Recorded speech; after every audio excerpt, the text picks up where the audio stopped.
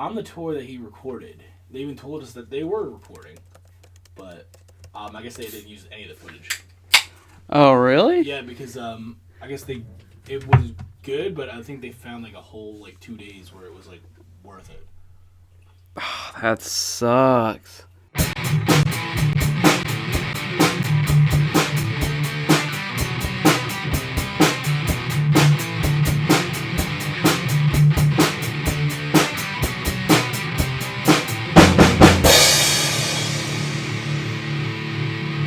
Hello, everybody, and thank you all again for listening. We are here in the Loomis room. It's just Jeff and I again. Man, it's so weird to do this introduction, but this isn't Film Asylum because John isn't with us, and we're reserving that show for the three of us.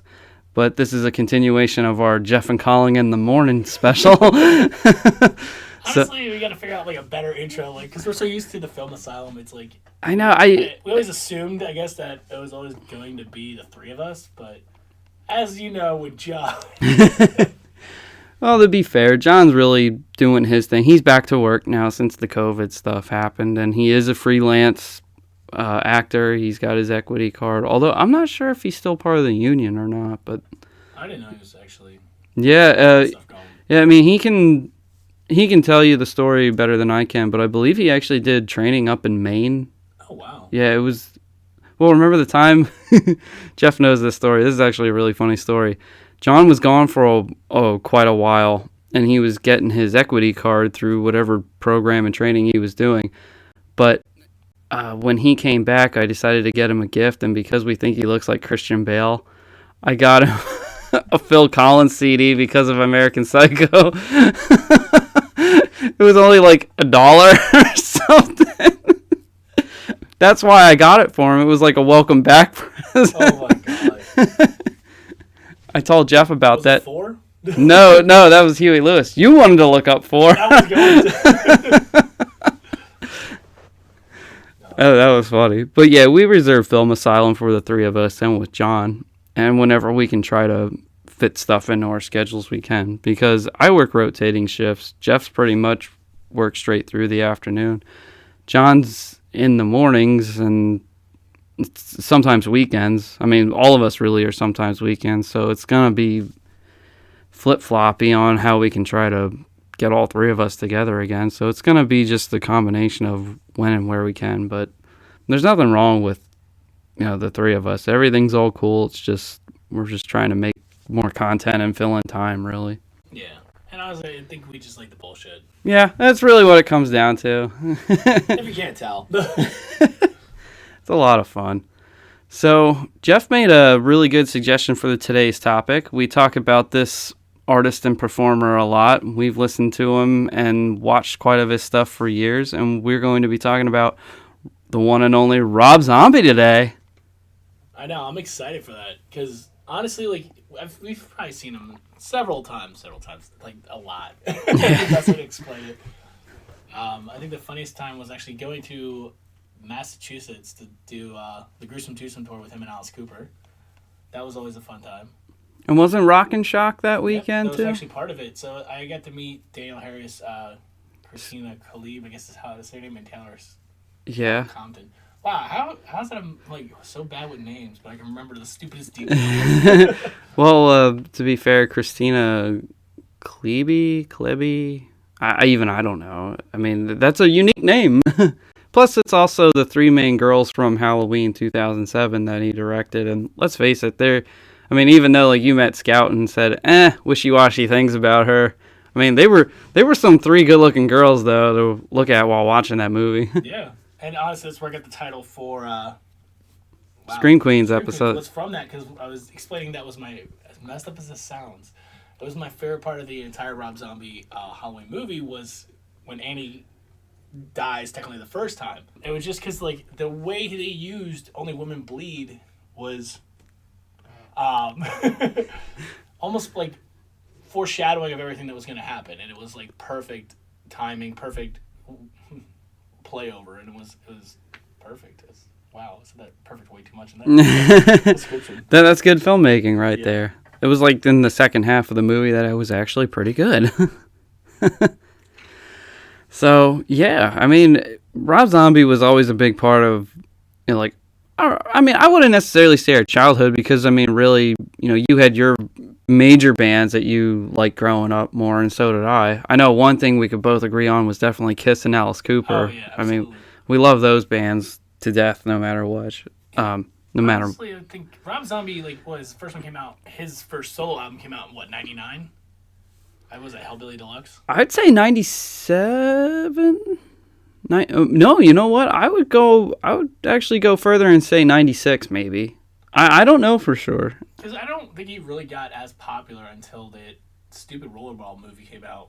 And that song Never Gonna Stop actually got overplayed. Like, The Sinister Urge was probably his more popular album, even though I think Hellbilly Deluxe was the better of the two. Also, I think another reason why was because at the time, WWE, during the Attitude Era, they were promoting a lot of rock artists and albums, and they would even say, like, the music brought to you in this episode of Monday Night Raw is by Rob Zombie from the album Sinister Urge. Okay. And I remember that was an album that they did hype up and promote. So I'm pretty sure that was some promotion that helped pump that album out a little more. Because he was a bit underground. And looking back on it, I think you're right that maybe it was 99 that Hellbilly Deluxe came out, because he was still with White Zombie, and I remember he did a song for the Crow City of Angels soundtrack, but that was technically White Zombie. I would say almost even White Zombie was a good band too. Like, they had a lot of really good music. I mean, come on, More Human Than Human came out of that. Yep. So it's like, even, I think they did 3 albums altogether, but honestly, Thunderkiss. Yeah, I was thinking the weird story I always hear is that Sharon Osbourne was the one who told Rob Zombie to go solo, because she did it with Ozzy. He got more popular, so I could see why. It's like, listen to her, man. Look what she did with her career. Might as well. Plus, she's a smart woman. I mean, I don't think if Ozzy would have went solo without her, he probably wouldn't have had the success that he had, because they said even when she found him, he was a train wreck. So I think she knows how to just, like, really get to people. And as far as I know, Rob doesn't really have any drug issues that have, like, given him problems. I wouldn't doubt he's done drugs. Actually, from what I was, he was saying, he doesn't like not being in control. So that's why he really doesn't do drugs, because he's more of a control freak from what he was saying himself than anything else, because when he even setting up music videos, movies, whatever, he has to know what's going on, even behind his back, so that if you are behind him on stage, he can at least get some part of a show, so that it's a 360, show, so you know that there's something fun going on for everybody. And that's one downfall. He always was stating that he has to be in control. I wouldn't necessarily say that's a downfall. I know to some it might be a pain in the ass, because you're like, oh man, it's Rob's saying it's not what he wants, it's not up to par. It's like, well, but his shows are memorable for a reason. I mean, the Creatures alone, seeing him live for the first time was just mind-blowing, because the Creatures, the costumes, the lights, everything, it's kind of not like an overabundance, but it's just so saturated, you're just like, holy fuck, what did I just watch? Yeah. I remember the first time I saw him was at Ozfest in 2005, and I was actually, I don't want to say let down or disappointed. That's the wrong word, because it was still fun and it was still oh my god, it's Rob Zombie, but he didn't have all the theatrics stuff. It was just kind of him coming out with the guys in the band just jamming, and I was like, oh. But I guess on a festival tour, it's kind of hard to have all the Creatures. That's what I was thinking, although I did hear my sister say that when she saw him at Ozfest, Farrell was at one of the early Ozfests. Yeah, I think she was around for the first Black Sabbath reunion. Oh wow. Yeah, she went to that one, because I remember she had the shirt. That's awesome. Yeah, my sister. That's really cool.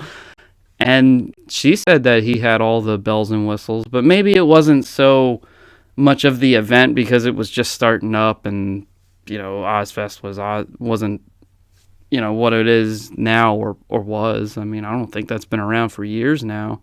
No, a lot of the metal festivals really don't last. The last the last metal one I used to go to a lot was Mayhem Fest, and that's where I got to see Zombie do a full setup too, and it was kind of cool. But he was a headliner, so he was able to set it up. Mm-hmm. But like I said, it seems like metal itself has its ups and downs, because like there's a lot of like festivals out there, but a lot of them aren't geared toward just metal. Where like Ozfest was, Knotfest it's still around, but not to the extent that it was. Mayhem Fest died out. They were talking about bringing it back though. I admit I'm not big on the festivals just because I'm very picky about the bands and the music I want to see and listen to. I mean, if there's not really an all-star lineup, I really don't care. I mean, I'm just kind of there all day, and I'm not big on the summer. And if you're just waiting for some of the big bands to come around, I'm just like, okay, like when is Rob Zombie gonna come on? Is like Black Sabbath here yet? It was, yeah. And then the crowds, they get way too into that mosh pit and stuff, and I'm like, dude, I just want to come and just rock out. I don't want to worry about beating the shit out of somebody or protecting myself from getting hit in the face or whatever. Yeah. And then I've also seen the people just get way too drugged out in that heavy crowd, and I'm like, no, I'd rather not deal with that shit at all. And then I've also seen one of our friends, he got like punched in the back of the head. Yeah, just standing around having a good time, not doing anything stupid like anybody else, and then just boom. Damn. Yeah. It's like, what the hell? I'm like, what brought that on? Like, hey man, rock and roll, bam! The fuck? It's kind of a fucked up thing too. The hell? I don't know what else to say about it. Stupid. But like when we saw Rob Zombie and Slayer, that was fun. Yeah, that was actually a really crazy tour, because like it was the first time I got to see Slayer, and kind of like a game changer for me, because like they're one of the original founders of thrash metal, and finally getting to see them and then understanding why they have such a a big following. Yeah. Cult my ass. It was kind of crazy, because like even when we were in the crowd, what the guy say? He was like, "Oh yeah, Slayer's about to come on, Mr. Zombie, better start taking notes." And we were like, "Whoa!" But it was the perfect title for that like show, was the Hell on Earth tour. So it was like, I do love the collaborations that he has done. Like I've seen the Manson and Zombie one, I've seen the Alice Cooper and Zombie one. So it was like kind of cool seeing like the whole like shock rock coming together and. Mm-hmm. That yeah, I saw Marilyn Manson and Alice Cooper together one time, and that was actually a lot of fun. I'm not a big Marilyn Manson fan, but I do like some of his music, and I just kind of keep it there because I think some of his other like outside things I don't really agree with. Extracurricular activities. Yeah, something we can agree it's like just do your music, man. That's all I really care about. I mean, I don't really care a whole lot about it, but when he when he showed up, he did put on a show too, and then at the very end of Cooper's set, he came out and sang 18 with him. I think it was 18 as the last encore song. That's cool. Yeah, and that was really cool, and he didn't upstage or nothing. It was just those two guys having a good time, and I was like, that's what I want to see. And truthfully, that's the way it should be. It should Absolutely. Be like, try to outdo the other. No, let's come here, let's have some fun, and go from there. It was like Axl Rose when he joined AC/DC. John and I went down to see them in Philly, and AC/DC with Axl, they were early, which was like, what? And Axl Rose would come out, do some lead singer type stuff, but he wouldn't take anything away from the guys in AC/DC. That's actually really cool. It was really cool to see. I mean, I kind of figured because he's got so much respect for his heroes in music that he wouldn't be that guy, but because it's Axl Rose, you don't know what's going to go through his head. But he came in, he killed it, he fit right in with the band, and he didn't even like introduce himself at the end of the show. He did everybody that was AC/DC, and then he just laid the microphone down and didn't even say anything, but he just bowed with them and walked off. That's awesome. I thought that was really cool. I was like, wow, maybe he is growing up. I don't know. Took him long enough. Yeah, I know, right? Better late than never, I guess. Damn. Yeah, but zombies, I mean, we've even, like, when we've gone to the gym and worked out, it was always something to put on for him was a zombie album. Yeah. You know, he's got good adrenaline feeling music. Halloween time, if you want to put a mixtape on, you can easily put Rob Zombie stuff on. I mean, it's not really like the lyrically inclined type Halloween type stuff like Monster Mash or anything like that, but he just fits in so well with the aura in the air for the spirit of the holiday. So it's like, yeah. I mean, it's kind of like when I hear Rocky Horror play on the radio. I think it was even Slash who said, I heard Rocky Horror on the radio. That means Halloween's coming. I'm like, absolutely. And that was the thing. Like, I even said when Rob Zombie's new album came out, it took me a couple listens through it. I'm like, all right. And I even said, I'm like, yeah, this isn't lyrically amazing, but it's still a fun one. So it's like, I do love the fact that his love for horror actually is in his music. You can see it, you can hear it. And even, like, some of the titles of the songs I didn't realize were old movies, like, from the 40s and 50s. I was like, after catching some of them on TV or actually buying a box set, and they showed up, and I was like, wait, so he's a fan, and he's actually singing about what that... I didn't put two and two together until almost years later. So, like, dude, Hellbilly Deluxe alone, Living Dead Girl was one that caught me off guard, because, like, that's a really amazing song. And if you notice, the music video was based off of the movie The Cabinet of Dr. Caligari. Yeah. Which is a really classic, I believe it's a German horror movie. It's a really cool silent film. And it's fitting for him to do all that. Absolutely. He pretty much he was laying the stonework for him to actually do horror movies. Because I said it before where he's a horror fan making horror movies. And that is the one thing. So you can see it in his music videos, even leading it up with his music. So it was already there, but we didn't know what to expect from it. And, like, after... I guess, like, the funniest thing is, like, when House of Thousand Corpses came out, that introduced us to a whole different world of horror, almost, at that moment. And at that time, we didn't know what to expect, and it's like, it was a little over the top. I admit that I was, like, excited, but not really when House of a Thousand Corpses came out, because that was, what, 2002 or 2003?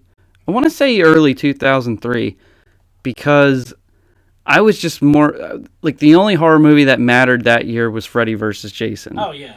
So, like, anything that was coming out before or even after, I was like, I don't care.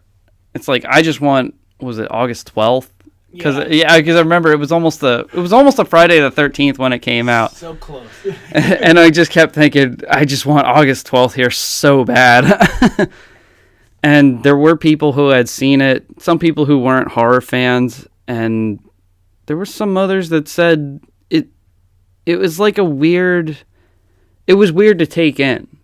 And it's true. It was like, I don't know if Rob Zombie knew what he was doing exactly when he was doing House of a Thousand Corpses, or if the MPAA had said anything about, you gotta edit this, edit that. But I remember we watched it, or at least I watched it the first time at your sister's house after we saw The Punisher in 2004, and we all got hyped about Kill Bill. Okay. Because that was coming out, that came out the same weekend. And she had said, did you watch House of a Thousand Corpses yet? And I said no, and I was like, I don't even know what it's really about, and all she said was, it's fucked up. It's the best way to describe it. It was kind of like, I guess in a roundabout way, Texas Chainsaw Massacre is a way to describe it, because it has the, killer family, and they're just batshit bonkers, and you can definitely tell that was filtered in, because that's what helped build this. Because they were in that rundown house, they were cannibals too.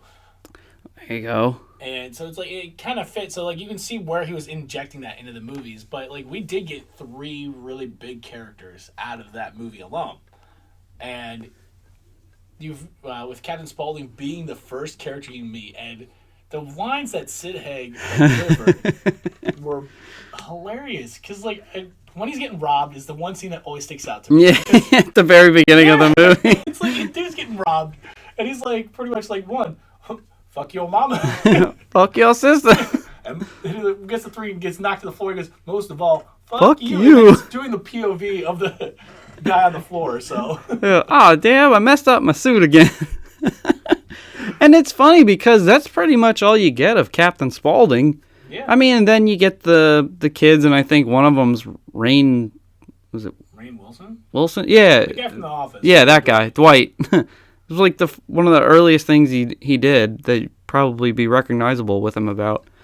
But it also gave us an introduction to Bill Moseley. Like, everyone at that point, like, we were horror fans, but we didn't know, like, people's names. We started, like, figuring out, like, what actors we liked. Yeah, characters. But it was actually, I think, the first time, like, yes, I've seen Texas Chainsaw Massacre 2 before, but I didn't put 2 and 2 together. But being introduced to Bill Moseley there was a game changer because, once again, the shit that came out of that man's mouth. I mean, like, he stuck out too. Like I said, the 3 big characters, like, and then Baby. Baby didn't have as much of screen time as in the later movies, but it was just like seeing Rob Zombie's wife. I don't know if it was his wife at the time, but yeah, I can't remember. I'm not gonna go into yeah, it. I know. But her craziness fit, and it was like she was trying to do that sweet, but ultimately that crazy, like the crazy ex-girlfriend you don't ever want to be with. I was like, damn. And then Tiny, the grandfather. But that actually leads me to another story. So when they're all in the house, and we were actually recently talking about Rob Zombie doing the Monsters movie, I also stated to John and Colin that he has always been throwing that in there. So like in Hellbilly Deluxe, the Dracula obviously is a main one. But in the movies, he actually will throw something monster related into it. Like I think at one point someone's actually dressed up as Herman Mustard. But in House of 1,000 Corpses, the grandfather is watching the Monsters movie. I think it's Monsters Go Home, where he's driving the Dracula, and the grandfather is bitching that Herman can't drive the car. He goes, "I could drive that," and then Bill Moseley's character Otis is like, "You can't drive shit." But it's like, so it was like, wow, shit, that's what, 20 years ago? Yeah. If not, yeah. Anyway, I'm like, it's getting there. Yeah. And so it's like, it's cool. So like, he already set the groundwork then. Like, why not do a Monsters movie? But back to House of Corpses, like, so after getting introduced to all 3 of those main characters, so you do ended up getting introduced to Tiny, the very tall mute brother, the mom who later ended up changing actresses. I think Leslie Eastbrook ended up playing her in the second movie. I can't remember what the woman's name in the first movie. It's been so long. I just remember that Leslie Easterbrook was in the second one because she had more screen time. She was more recognizable, and on top of that, I remember for being in Halloween, she was one of the security guards and Police Academy. Yeah. And then was it the other brother, Rufus? I think later ends up getting played by Kane Hodder. Might be. Don't get me wrong. I know he gets wasn't killed Tyler Mane one of them? Because I know in Devil's Rejects that was his first introduction, and he's one of the guys with the guns, like in the beginning of the shootout at Devil's Rejects. I know Kane Hodder is the stunt coordinator in the second movie. Well, I thought he wasn't in the first one too. He might have been, because it would fit. True. Oh, you know what? Maybe it was the second one, because I remember one time Jeff and I went to Hot Topic because we were excited about Devil's Rejects coming out, and I think you purchased something and they gave us some like free behind the scenes DVD, and we watched it right away, and we saw Kane Hodder was talking about the stunts and stuff on it. Yeah. I'm still thinking about that. Dude, we had a party about that too. yeah, I know. That pump for Devil's Rejects. Like, for being Rob Zombie's first movie, House of 1,000 Corpses was and always will be an independent film, because if you actually watch some of it with the commentary on, he even admits, he goes, I don't know what the fuck I was doing at this point. Because, like, he jumps from, like, the normal camera to, like, was it a 35 millimeter? And then he's like, I filmed this in my backyard. I'm like, what? So it's, like, kind of cool, like, seeing him, like, actually admit this stuff. It is, like, cool. Like, it gave the nice aesthetic of, like, an old, like, found footage movie, but it wasn't supposed to be found footage. Yeah, I didn't know what to make of it right away. I was like, okay. I mean, I kind of figured that with him having a name to himself, and I think it was actually a successful movie. I mean, obviously there was 2 sequels afterwards, and it spawned a franchise. Yeah. You know, there were toys of Captain Spaulding and Baby and Otis, and There was shirts all over the place. We got pumped for Devil's Rejects. That was a big thing. But I noticed that when you have Devil's Rejects and House of a Thousand Corpses, House of a Thousand Corpses was more style over substance because it was like there was very more aesthetically pleasing a look to it. Devil's Rejects was more linear and told the story better. You didn't get a whole lot of Captain Spaulding in the makeup, which I thought was... It kind of took a little bit away from that character, because it's a lot of fun seeing a fucked up clown that's a killer like that. But if you look at it, he is the face of that franchise. No matter what, everyone wants Captain Spaulding there because of that makeup. Because he... Absolutely. I've seen your brother-in-law had a great Captain Spaulding costume for Halloween. He pulled it off really well. I know somebody else who did Captain Spaulding really well, and it's a creepy-looking clown outfit. Oh my gosh, yeah. I kind of wish that Sid Haig would have just had his own Captain Spaulding movie. Just him.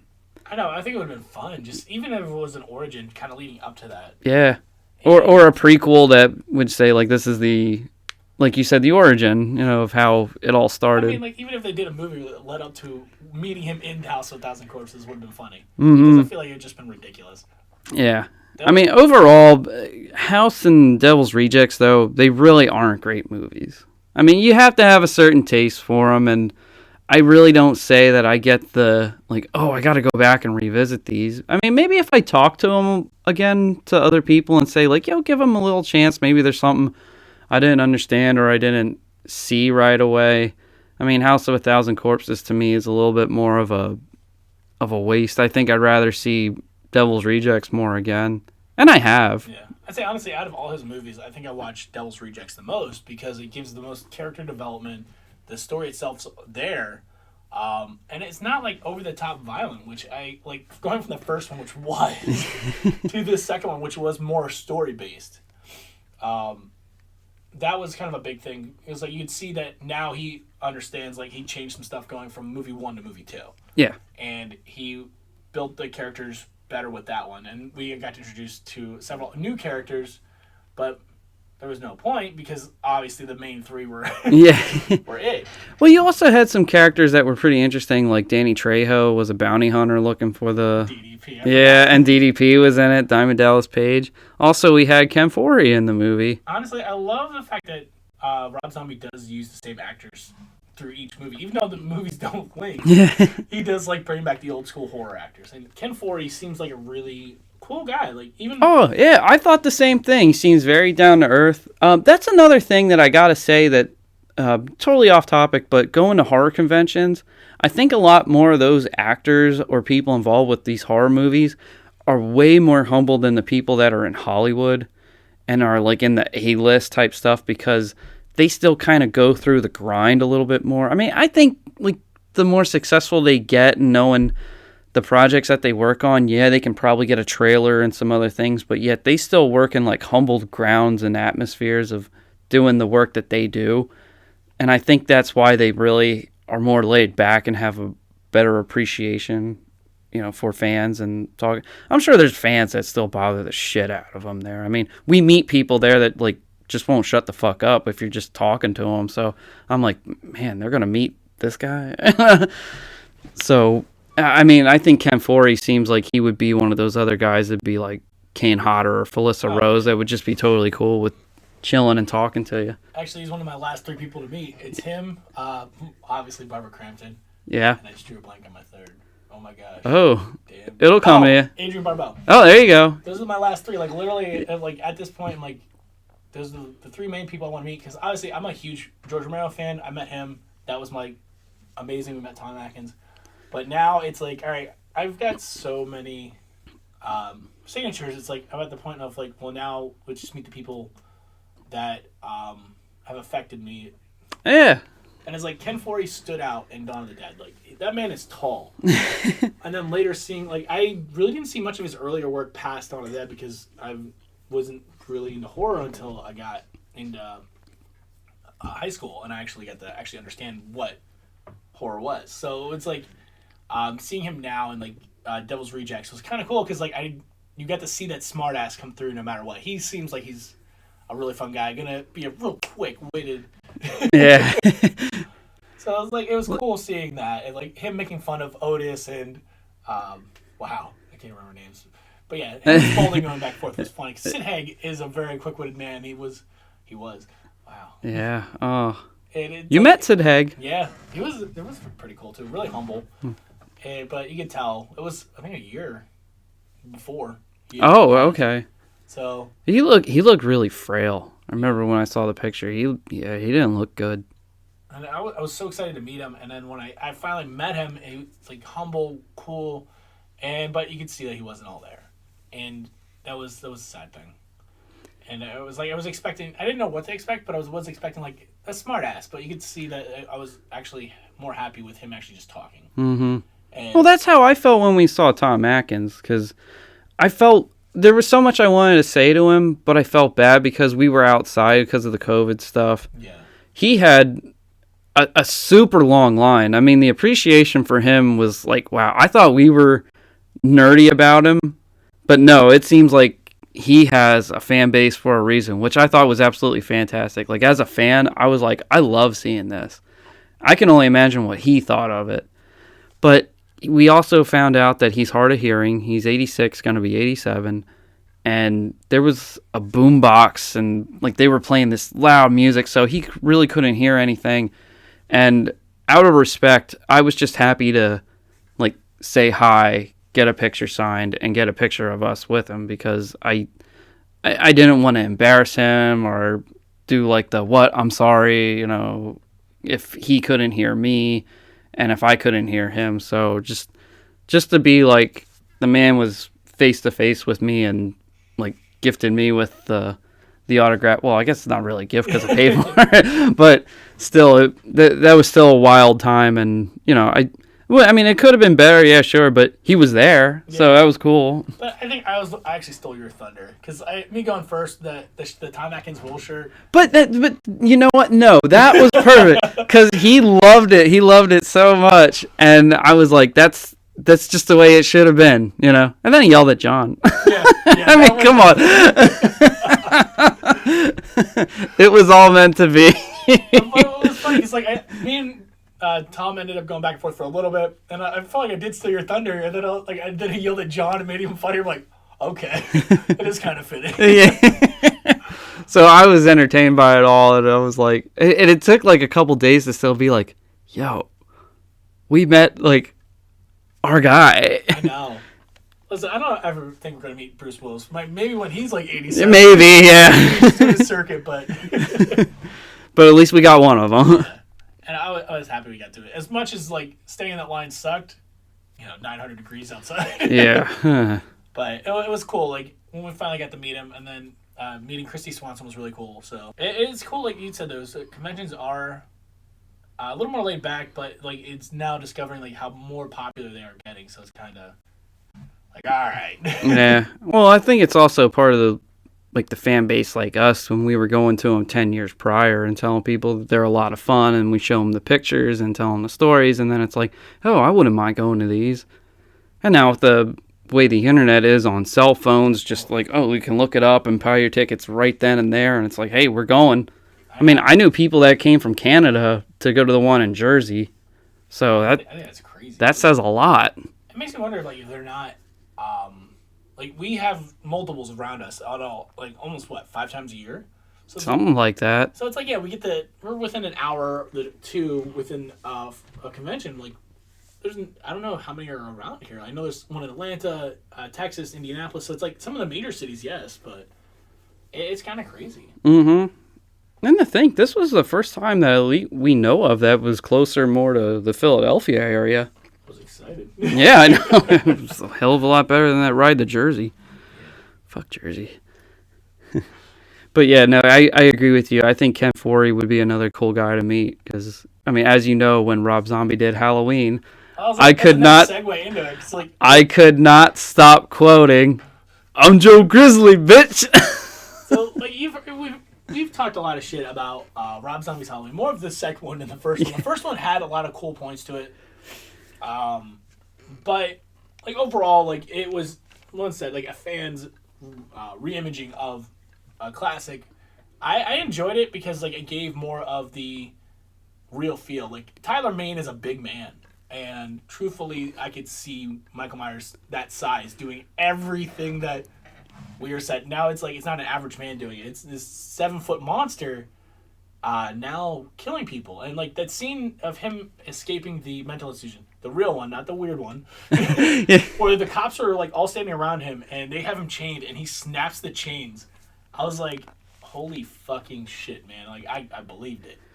I've heard that a lot about Rob Zombie's Halloween. Like, despite like the criticism that I give it, I don't hate it.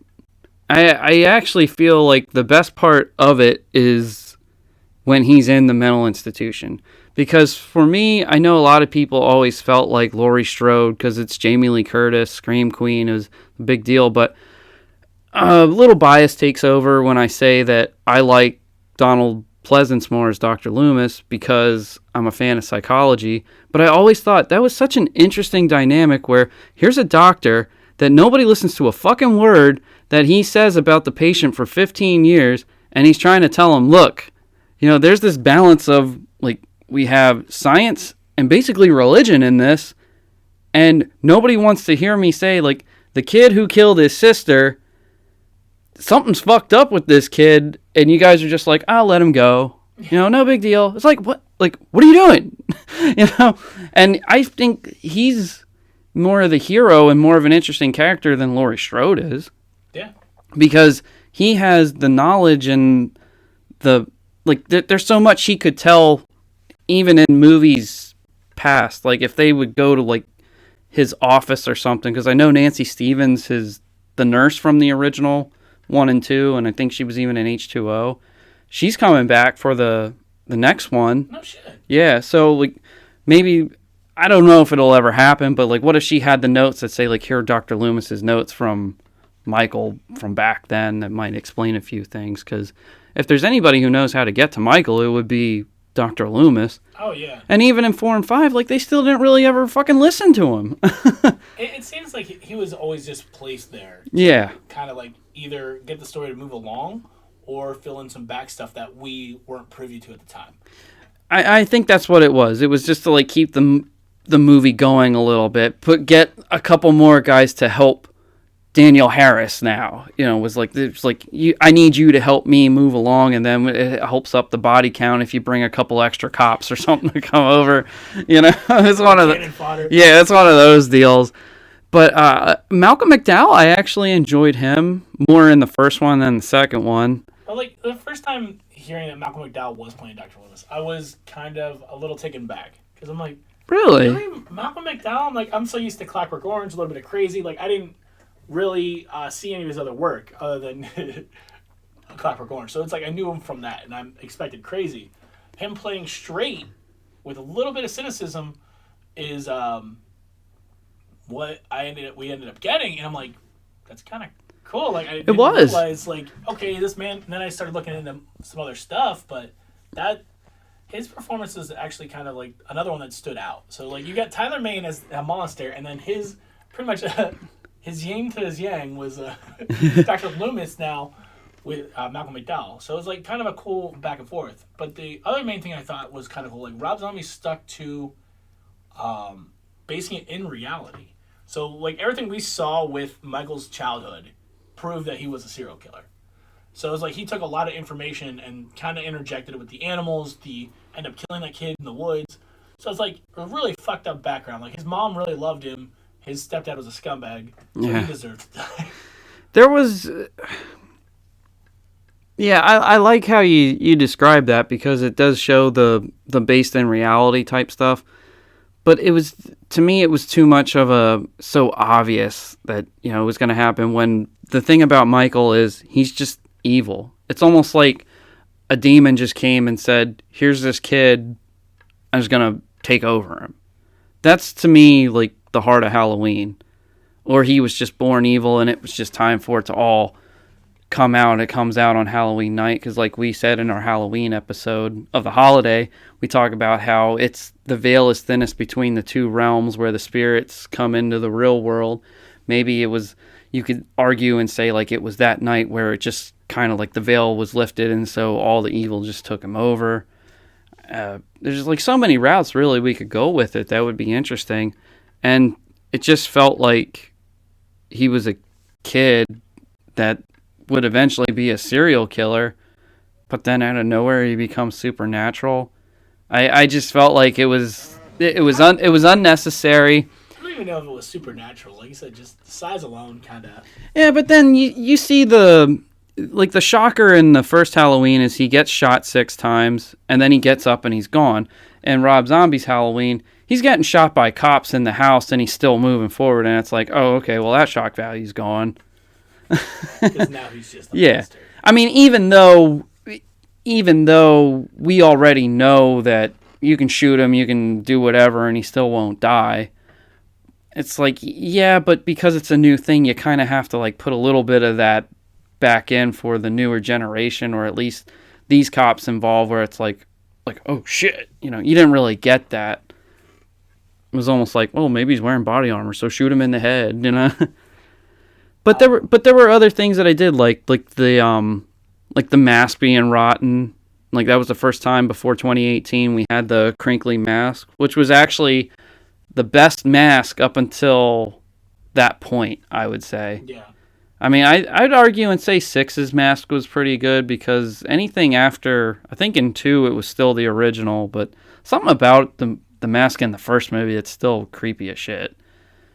I mean, it's and I'd say that this one was the better one, and it looking old and literally like a decayed face made it even scarier, I thought. Trying to think of some other things. I'd say honestly, even having Danny Trejo as like his friend in the mental institution, that was really interesting. And like the development between those two characters as Michael was growing older and him ultimately killing Danny Trejo was like, it was a sad moment, because like, yo, he goes, I took care of you, and then Michael ends up killing him anyway, so it literally proved that he is just a monster. Mm-hmm. And the little heartstring like tugging that he has for his little sister, I did like how they brought that to the forefront a little more than just like, because they didn't know what they were doing when they did the original Halloweens. And honestly, the whole Laurie Strode Michael Myers thing, it's being brother and sister, it's bullshit. It really is. I mean, I even heard John Carpenter say, I don't know what to do, we'll just make her his sister. Yeah. And then it became the big thing, and now they corrected it in 2018. But I do think it does work a lot better in 2007. Yeah. Because they do, even though, like I said, I don't like the first half of that movie because it's just so typical and just doesn't feel like a Halloween movie. But it does let you know that he has a sister right away. He let her survive. And I noticed that it's really not until somebody tries to defy Michael and say, you can't do this or I'm going to try to hurt you, that's when he attacks. Yeah. Like he didn't really do anything to Danny Trejo up until he said, hey, we got to put you back into your room. Yeah, let me put these cuffs on you. Yeah. And then it was, nope, now you're dead. And this was already after he killed a room full of security guards. And then the same thing happened when Scout attacked him in the house when he took her back there. Because he didn't kill her instantly. It was just kind of like, here's the picture of you and I, or the picture of you as a baby, or whatever it was. And then after that, because he took the mask off, and the long hair's in his face, and then after she attacked him, then he put the mask on. I was like, oh, no, fuck this, you're dead. Yeah. And then that was the thing, like, it said it built that, the story was based around him and Laurie being brother and sister, where he still wanted to protect her, but yet he still had shit to do. Yeah. And even with that, like, that being the core of the story, and then him building upon that, like, you could tell that Rob Zombie's story building got better. So from going from Devil's Rejects to Halloween, like, John Carpenter's Halloween was the base, but he was able to do his own thing with it. Mm-hmm. You can see that his story now is building upon it. So, like, he had a point to his story. And it was kind of cool that route. And it's interesting that you said that he built upon his own story, because I heard him say, when somebody had asked him, Rob, I mean, which Halloween do you prefer? He said the second one, because you live to too much expectation when you do a reboot of a classic. And I understood exactly what he was saying. And the sad thing about H2 is that there's a good movie in there, but it's too much Rob Zombie is the problem. Listen, my favorite part of the entire movie is actually the rehashing of them in the hospital. So, like, pretty much taking place right after Halloween 1 and then jumping to that nightmare sequence of Taylor in the hospital. I thought that's how the movie was going to play out. And then also switched over that was a fucking nightmare. Which had, what's her name? The woman from, I just drew a blank. Hidden Figures. Yeah. Yeah, and, oh my gosh, she played with, she was in The Help, too. She won an Oscar. And she was in Ma. Oh my god, I can't believe I don't remember her name. But she was one of the nurses with Caroline Williams, too. Yeah. Famous Scream Queen. Kind of full circle. Yeah, I know, right? So it was really cool to see like those actresses come together, even just for like a little cameo in that. I do think that there are some interesting things that worked in H2. Like I said, the biggest thing was it was way too white trash. I mean, I love that how in Rob Zombie's Halloween 1 and 2, Brad Dourif was in both. He was the sheriff. I think he's actually a much better actor than people just think of him as the voice of Chucky. Yeah, that's all people really recognize him from, is because of his voice. Yeah, people don't even realize he was in One Flew Over the Cuckoo's Nest and got a Best Actor nomination, for an Oscar for his portrayal in that movie. And he was very good at playing like a protective figure, playing an interesting cop figure, and then how he handled the death of his daughter in the second one. It was like wow, Brad Dourif was very good in H2, I thought. And then the sway of the public and prestige of Dr. Loomis with the success going to his head. Oh my gosh. Surviving and getting the book deals and the TV appearances, and he's just like total asshole now, selling everybody out. Yeah. But it was kind of funny because watching him set up for an interview, he's like, I'm not standing here. Yeah. I'm gonna stand right. What did he say? Like, I wanted a hot glass of PG Tips or something. And his manager was like, what? Tea? We don't have time for that. He's like all proper. And I'm like, even with that movie, it was a little weird because Michael's now living in the woods after escaping, dying in the first one. He got shot in the fucking face, man. But, by what, a 45 in the head? Well, here's the thing: there are 3 versions of that original movie out. I think I own or have owned all 3 at one point. The other one was a bootleg, which I don't even know what cut that was. It had a totally different ending to it. So it was kind of crazy. It was like a choose your own adventure for the ending. Like the whole franchise. Yeah, but it was Michael ends up dying no matter what in the first movie because dude, the amount of blood that she gets splattered with, so it's there's no way he survived that. Oh, he did. Yeah. And then we get the 2 assholes in the fucking corner van. And I was actually happy that guy died because, he was obnoxious. And Well, he's talking about, what was it, necrophilia and stuff? It's like, what the fuck? That's what I mean about Rob Zombie, white trash, stupid talking, and like every other word was fuck this, fuck that. It was like, all right, we get it. Well, hell, I think that one coroner, there's a scene where it feels longer than a minute, but he's just going, fuck, fuck, fuck. Like, what's the point of that? Okay, I get it. You're hurt. Nobody's coming for you. But yet you're in a fucking ambulance. See if the radio works. Try, at least. do something. It didn't build any suspense at all. Michael kicked the door open. It was like, oh, look at that. I didn't see that coming. And then the thing with the white horse, I mean, I guess I'd have to do more research into it.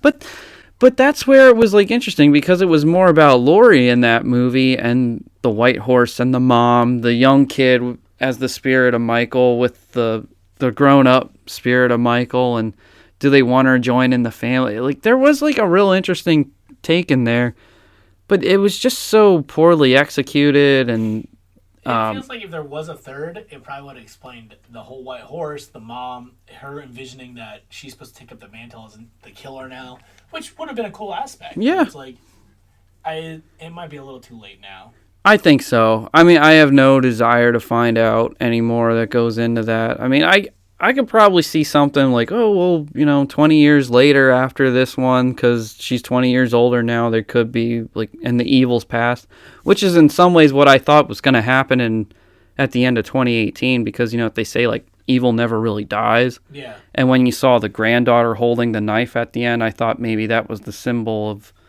like, what, like, had Michael's evil in it, and it passed on to the granddaughter. We'll have to see. It comes out in October. Yeah, we'll find out. I mean, it looks like Michael is back, though. Is he, though? Yeah, I know. They're going to do a Friday 9 on us? Oh, God, no. But I think some of the coolest things we did get out of Rob Zombie's Halloween 2 was, not really, is showing the brute strength of Michael. Once again, like, flipping a car. Yep. And I think this is the first time that he physically actually did that, because like it was crazy. Like Taylor gets into it. I keep calling her Taylor. Lori gets in the car to get escape with the pizza guy, and Michael's just there. He like lifts the car up and flips it, not like totally over his head, but he flips the car, and he actually ends up killing Dr. Loomis, and it was kind of crazy. And once again, it leaves that open ending for a third one if they killed Michael. But once again, there's two endings. I prefer the theatrical cut of that movie because yeah, I do too. Pretty much like Dr. Loomis is like, what do you want from me, Michael? And then that's pretty much it. He pretty much kills Dr. Loomis. Where the ending in the director's cut, unrated cut, he actually takes his mask off and tells him to die. I'm like, wait, what? Yeah, like if Michael's gonna talk, why would you have that be what he says? Yeah. And the Dr. Loomis yet. I mean, it would be totally different, but I just don't see any reason for him to talk at all. Which makes me wonder if something will, like, if he will say something, because, like, they kind of pushed it a little bit in 2018. Oh, yeah. Like with doctors, say anything. Like the news reporters and the doctor, they, like, were all obsessed with him saying something. Because it is an interesting case, and it's like, yeah, whatever little bit they can get, they're going to run with it. But watching might just be, Another thing that was cool about, too, was it gave a better grandiose moment for you're Michael Myers' sister.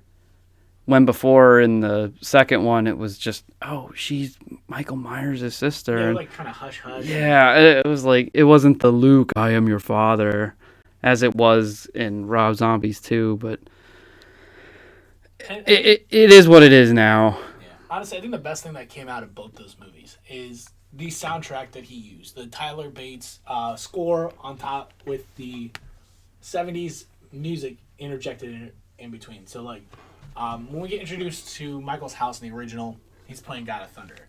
So it's kind of a cool thing, so it played into the movie. So the music itself actually plays in the movie. And then the reason I brought this up is because one of my favorite Motorhead songs is actually used when Michael flips the car. The chase is better than the catch.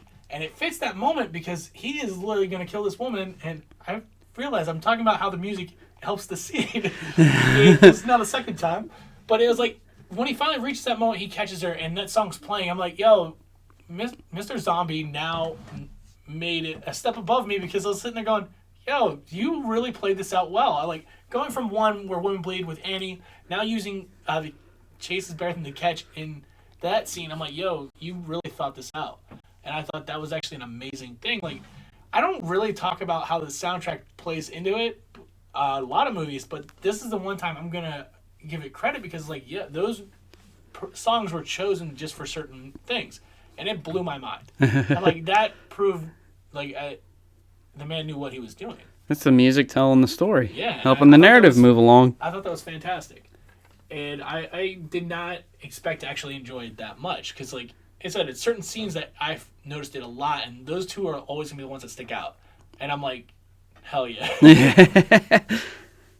So, and, like, going off of that, so, like, once we get the end of 2, we always expected a third one to happen. It never happened because, well, it didn't really do well. Yeah. Well, and I think he even got trashed by critics, and he just had absolutely no interest in doing a third one after that. Even though I did hear him say he likes telling a 1, 2, 3 story, and that's it.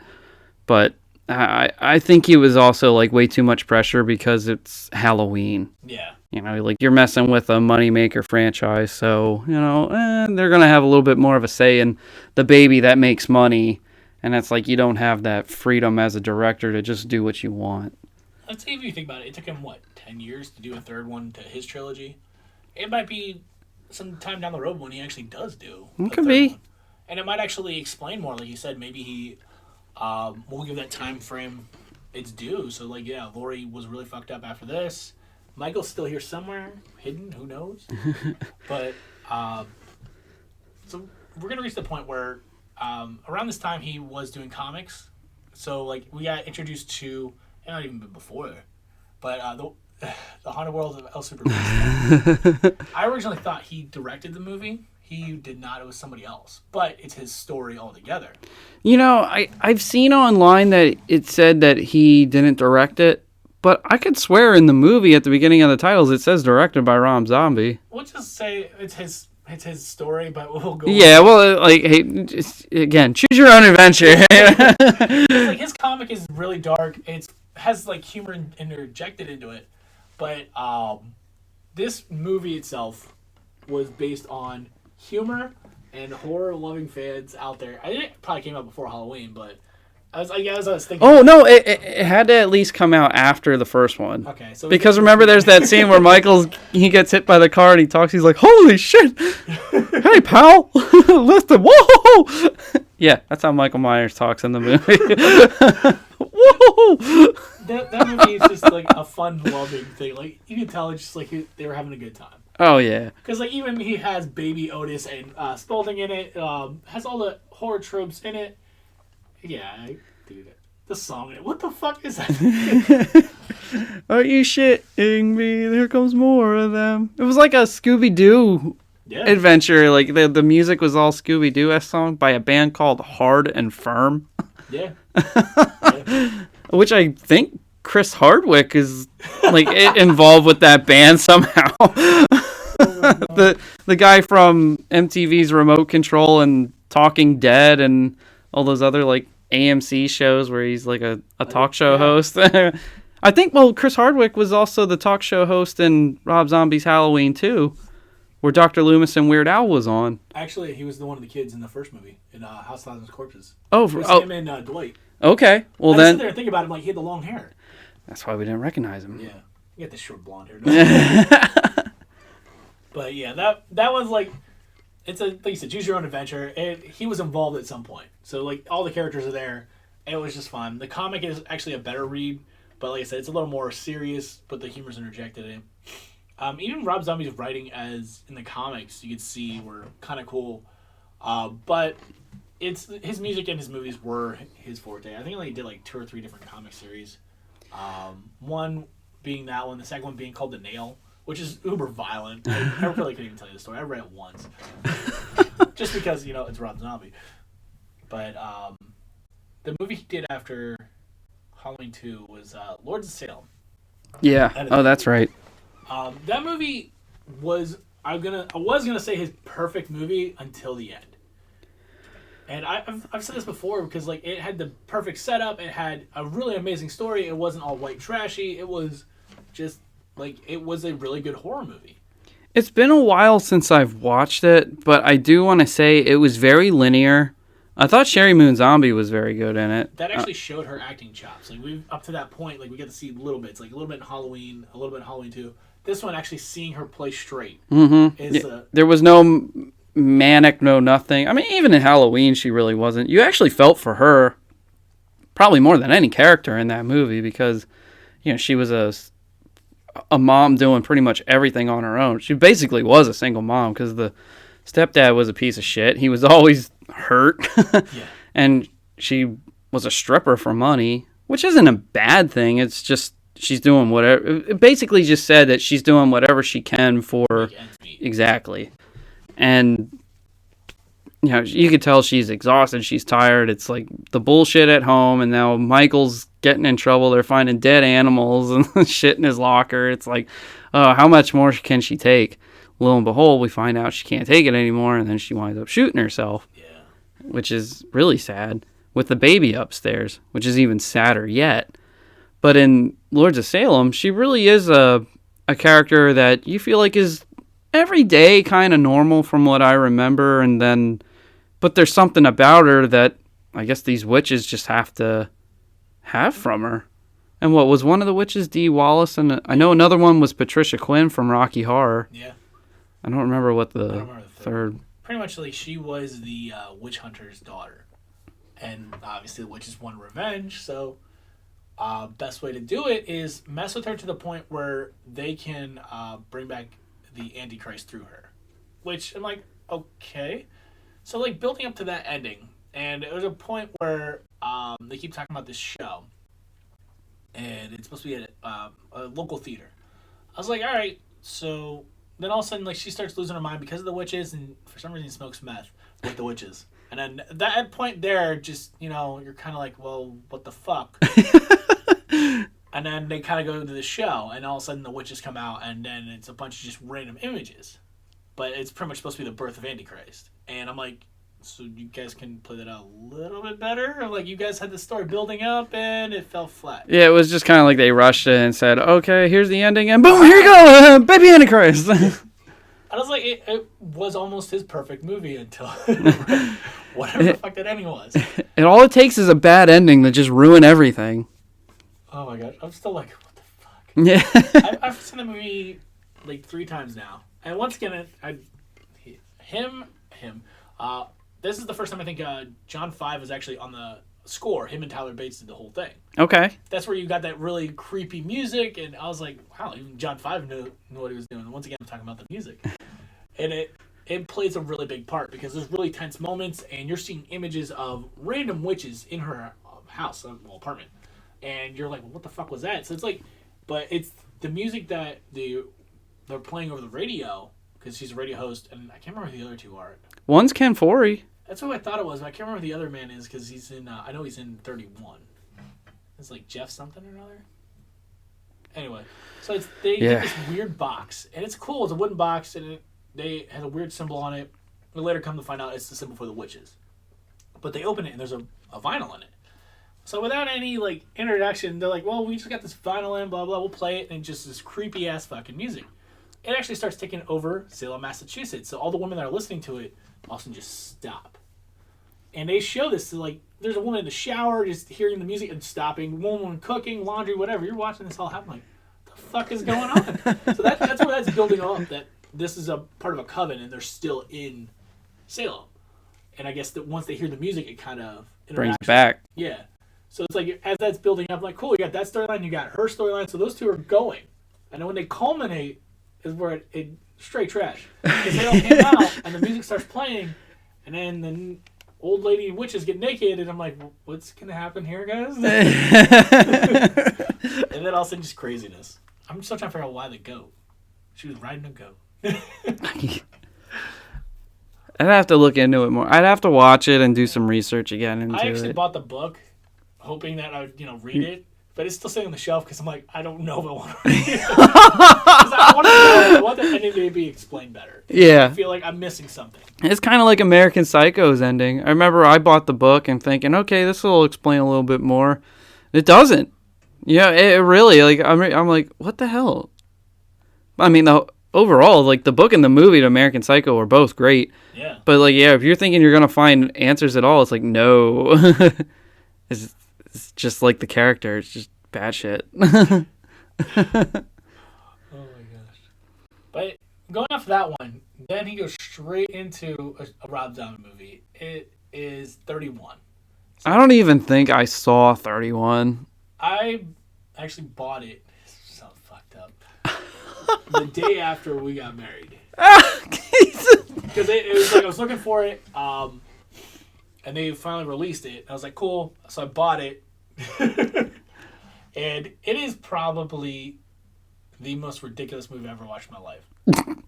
This is the best way to explain it. It's pretty much like, so a group of people get kidnapped. They're carnies, I guess the best way to explain it. And Malcolm McDowell, I think Dee Wallace is one of the 3. I can't remember who the 3rd woman is. They all are taking bets on how long these characters will survive. Each of them have odds.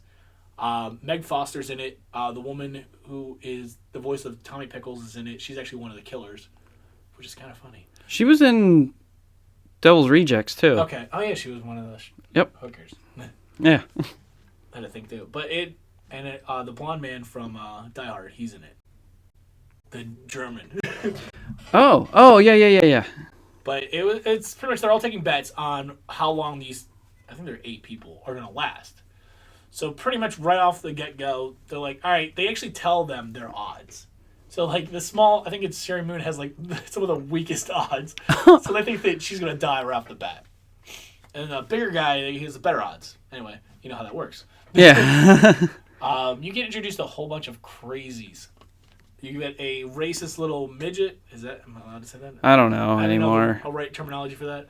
But he is dressed as a Hitler. A little person Hitler.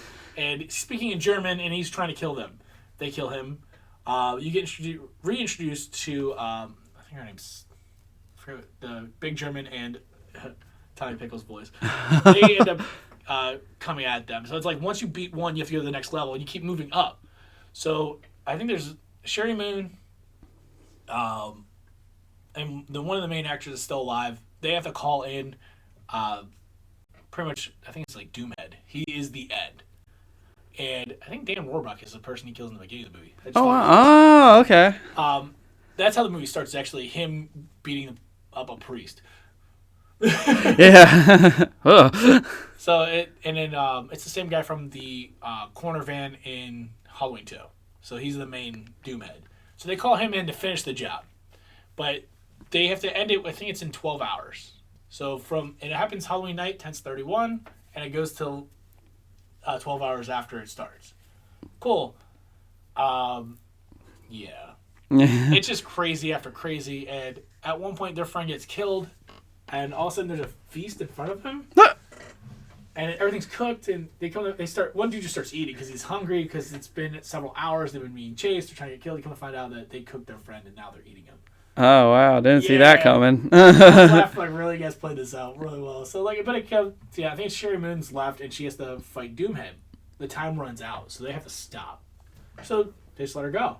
The movie ends with him pulling up in a van behind her and gets out just to literally finish the job.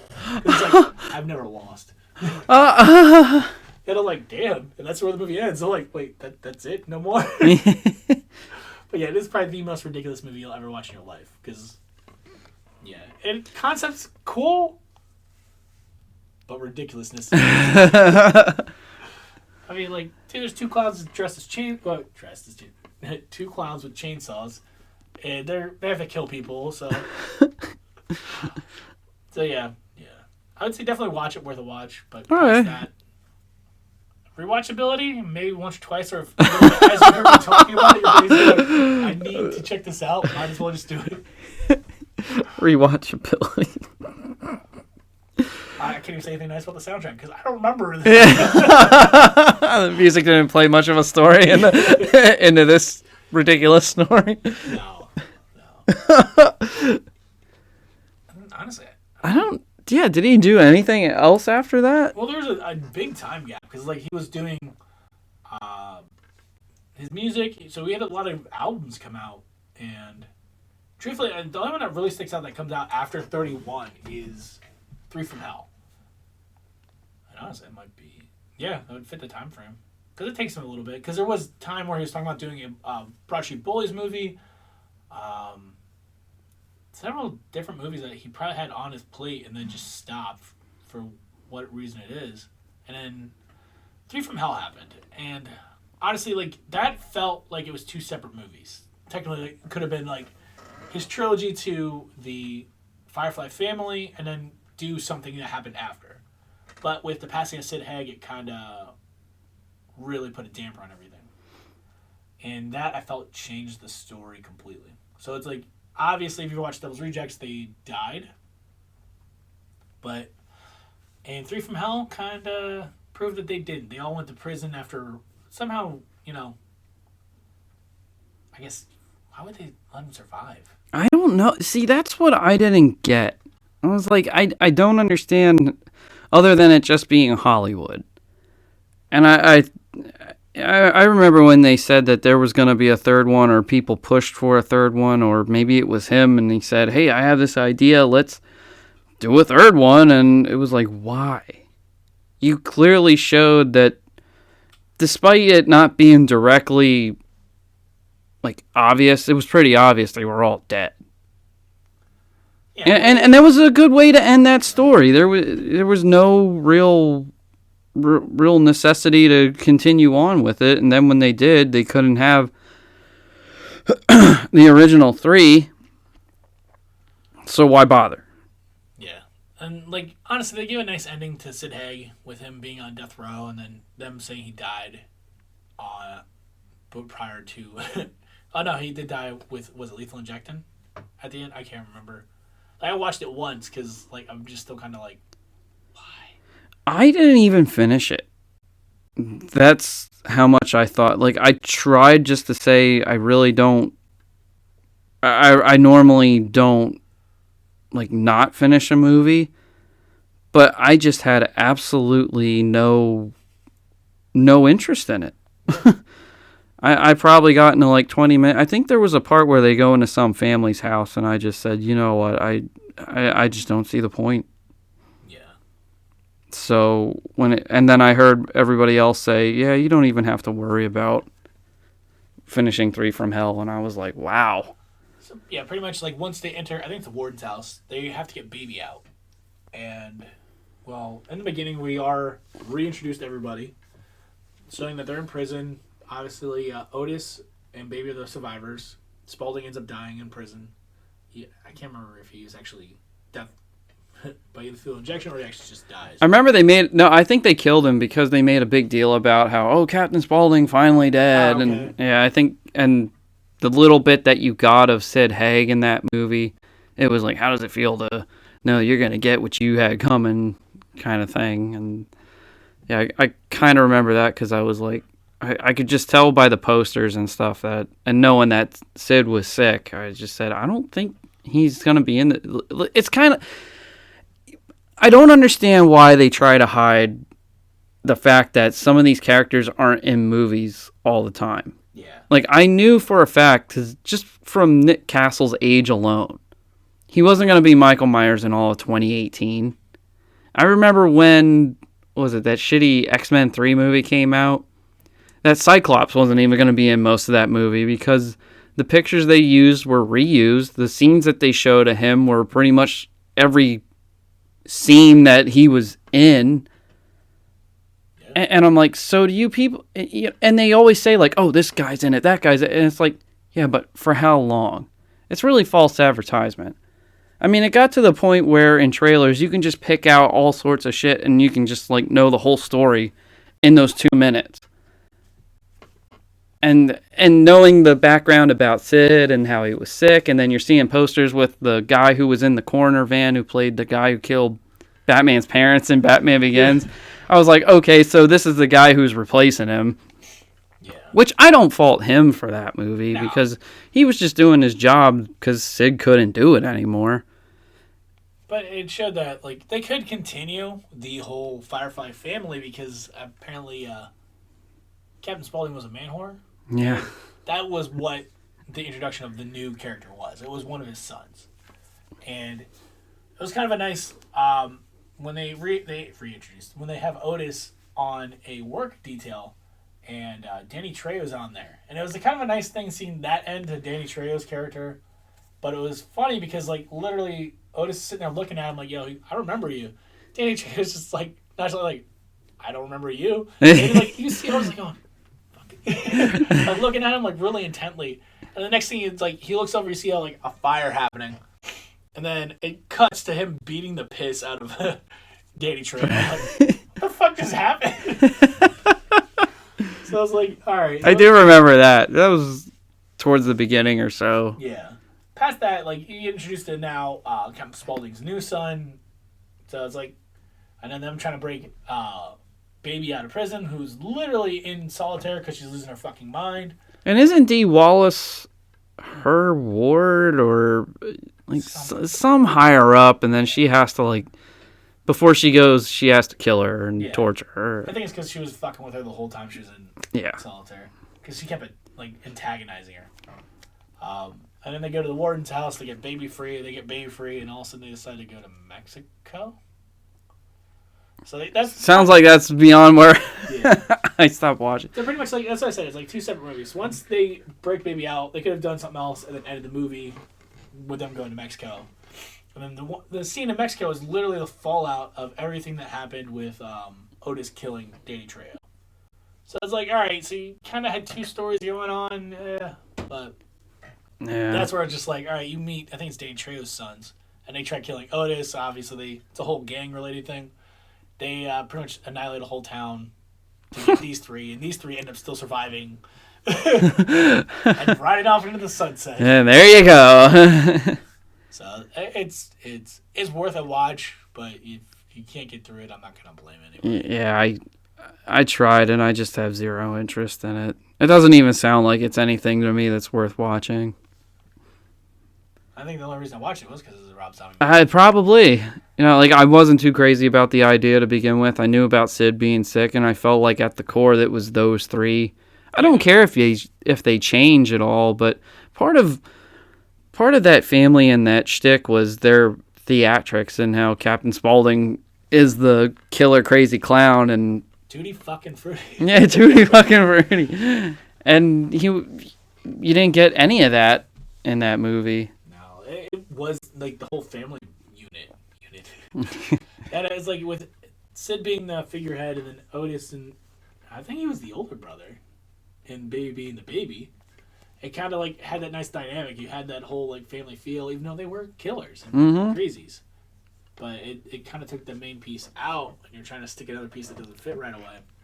So, but I can't fault the man because, like you said, maybe it's because everyone was pushing for a third. They wanted to know what happened. Everyone wants to know what happened. Yeah, we're still talking about what happened in Halloween 3. Yeah. I mean, it's Rob Zombie has his fan base, and he has people who love it and people who don't. I mean, I'm just one that I didn't fall totally in love with the House of a Thousand Corpses and the Firefly family. And then when Three from Hell came out, it was like, eh. Yeah, like, and it showed that he does know how to write. And that is actually like the biggest thing for me. Like, it surprised me. Like, yes, he's a musician. He directed all his music videos, so it's like it kind of was the next step to do movies. But it was like going from movie to movie, you can see that he was advancing his writing. And sometimes like it just felt like it was a movie. Sometimes it was actually a story. And I do prefer when he does a story.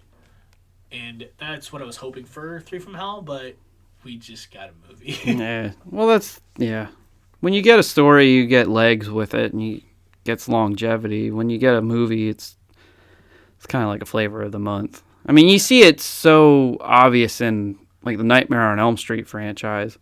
Like you got the good ones, which are more likely 1, 3, and New Nightmare, and then you got like 2 was a sequel, obviously for money because they knew that they had something in it. Strike While the Iron's Hot. Feels like there's no continuity with the franchise at all. I think that was we're getting off topic, but anyway, I feel like that movie they were like, all right, so we have an idea. It kind of laid the groundwork for New Nightmare. Yeah, it kind of because like having Freddy actually be in the real world, is a scary idea. Now, it is. Now you have a demon who is in the real world. It does actually fucking frightening. Like, dude, oh yeah, I mean, like I understand completely when people say that 2 felt totally different, but it was scary. Because 2 is a scary movie. And even Freddy, his makeup and stuff looked pretty scary. When you get to 4, that's more of a movie. Because it's almost like 60s Batman, where it was like more jokey, more entertainment. It seemed more campy. When the horror, the main horror movies and the scary elements were the ones that have legs and that told a better story, developed characters better, and and then you had 5 and Freddy's Dead, and they were just like, what are you doing with these? So you can definitely tell what's a movie and what's a story, like you said. And I think that's part of Rob Zombie's problem, is just that he just throws that stuff in there. As far as, like, what his best movie is, that's hard. Because he's just, like, so all over the place with his stuff. You know, like he said, you can tell it looks like in a House of a Thousand Corpses, he just didn't know what he was doing. But he had a little bit more story and time to develop Devil's Rejects, but I feel like the rewatchability isn't quite there. I don't even really view it as a horror film. No. It's more of a thriller with horror elements injected into it, but like it's literally just a really solid story. Yeah. And hearing that as a horror movie is hard to hear, even as his second movie. And it's like kind of crazy, but like you said, like the story was there, and that's what the basis of it was. And you interjecting a little bit of horror elements into it. So like skinning the dude and wearing it, kind of a horror element, but they used it later on part of the story to kind of give a little bit of a shock value. Mm-hmm. So it was kind of crazy though, them eliminating pretty much the whole family right off the bat in that whole shootout. We're really spoiling this movie, but that was like, all right, so that's storytelling now. So we're going to eliminate this and bring it back to the core three, but yet we're going to introduce, let's say, like 3-4 new characters so that the story can move along. And which was nice because you got a little bit of background from Otis, you got a little bit of background with Spaulding, but it's like it seemed like Baby was the only one out of the entire trilogy we never got much of a backstory. Yeah, it's true. Because we got a lot from Otis, we got a lot from Spaulding, we even got a lot from the mom. And that was only through paperwork, and was it Ken Forty? Or not Ken Forty, Williams Forsythe. And talking about it to her right before he murders her. And it was kind of crazy with his storyline. Even the cop storyline actually was really well in that. So it's like I said, that's probably going to be like my favorite movie of his because, like I said, most of it's there. It's a solid movie. Like you may not think it has rewatchability, where that's the only one I will rewatch a lot because the story's good, the acting's really well. Even the practicality to like what's going on is once again based in reality, and I think that's what he's trying to do. Even with it being a really outlandish idea, dude, it's still gonna happen. Mm-hmm. Well, it's not gonna happen. Poor choice of words, but it's still happening, figurative. I think as far as like a movie that I can rewatch of his over and over again, it's probably The Haunted World of El Super Beasto. We've watched that a lot. Oh my god, yeah. I think it's just so easy to get into it. I mean, I go into it with an open mind. I think it's hilarious. I love the tributes in it. I think it's a lot of fun. Even though like there is this like weird, did he direct it or didn't he? Because like now if you look online it says he didn't direct it, but I could swear in the credits it says he did direct it. So I'm like, okay. I look at it like this, dude. It's part of his universe. I don't even care who directed it, whatever. It's part of it. But I will say, as far as a live action movie he did that I do enjoy watching more, I gotta say it's Halloween. Because I enjoy watching like what he did with Tyler Mane, using him as the big Michael Myers. And I liked how he had that second half of that movie done pretty solid, to the original. Like you pretty much had like the meat of the original Halloween kind of condensed. It wasn't like the whole hour and a half movie at that point. It was just, here's the stuff. A little more fast-paced, but it didn't even feel like it was fast-paced. Like I could just watch that part where he breaks out of the asylum and get into it, and I was like, that's pretty solid, I thought. And I can just watch it from that point on and say, I enjoy this. Yeah, it has its moments where it's kind of flawed, obviously. Like, I'm even kind of confused at the timeline because it looks like it takes place in the 70s where the kid's wearing a Kiss shirt, they're playing God of Thunder, but then they don't really give a timeline of like how long exact. I assume it has to be maybe 16 to 18 years because of how old Laurie is. I think that's what they were showing as like their time jump, showing from she was probably a newborn. Yeah. Probably from that to her getting whatever in high school. Wasn't she about to graduate? So yeah, it might be 17, 18. So it's like, yeah, that's I guess their time frame. Yeah. So it might have been late 70s, and now it's the 90s. Well, I think it would have to be the early 90s because then there's a whole fucking decade. Well, maybe not the early 90s if she's going to be 18, but... As I said, put towards the end. Yeah. But weren't they using, like... I saw the Chevy, not the Chevy, but the Eclipses, and I was like, weren't they mid-90s? I don't know. You know...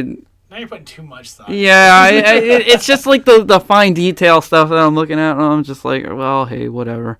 But I liked how it still kept with the suburban look. I mean, Brad Dourif, I believe, was... Like, because in the second one, you know, he had long hair. He lived in a shacky house. I'm like, dude, you're the sheriff of a town, and you're living, like, in a shacky farmhouse in the middle of nowhere. And now your hair's long. You're looking all scruffy. It was way too Rob Zombie. I just thought, yeah, I think he'd be more professional than that. Well, I think it also, like, trying to get Laurie and Annie out of the town. That seems to be to get him away from everything, but yet he still wanted to work as the sheriff after everything happened.